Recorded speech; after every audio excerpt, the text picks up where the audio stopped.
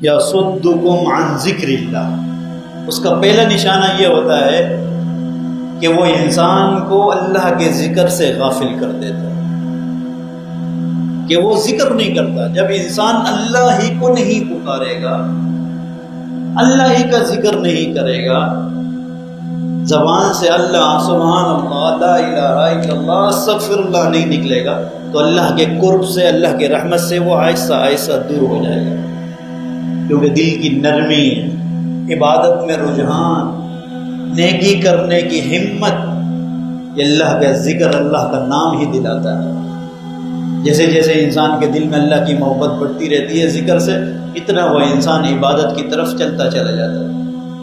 جب دل ہی سیاہ ہو جائے گا، جیسے احادیث میں الفاظ ہیں کہ جس دل میں اللہ کا ذکر نہیں ہے، کل بیت الخارج، وہ تو ایک ویران گھر کی طرح ہے۔ ویران گھر میں پھر بسیرا کن کا ہوتا ہے؟ جانوروں کا، چونٹیوں کا، اس طرح پھر وہاں آباد لوگ، اچھے لوگ نہیں بستے، اس میں خاندان نہیں بستے۔ اچھا گھر کون سا ہوتا ہے؟ جس میں خاندان ہو، بچے ہوں، بیوی ہو، والدین ہو۔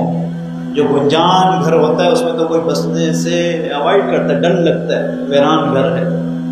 اس طرح جس دل میں ذکر ہی نہیں ہوتا، اللہ اللہ کی صدائیں نہیں ہوتی، اس میں پھر یہ شیطان کا حملہ، اس کے وار بڑی آسانی سے اثر کرنے لگتے ہیں۔ تو سب سے پہلے یصدکم عن ذکر اللہ، قرآن کیا جاتا ہے سب سے پہلا حملہ اس کا تمہارے ذکر پر ہوتا ہے کہ اس کا ذکر کم کر، کہ اللہ کو یاد نہ کیا،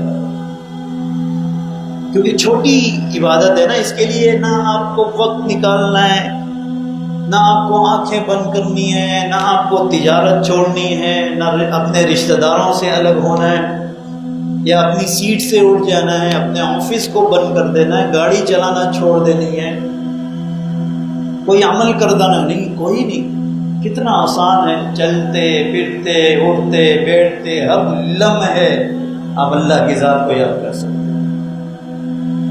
ہر لمحے۔ اس لیے میں نے آپ کو بتایا تھا خانقاہوں کا سب سے پہلا سبق یہ ہوتا ہے کہ اپنے دل کو اللہ کی طرف راغب کر دو۔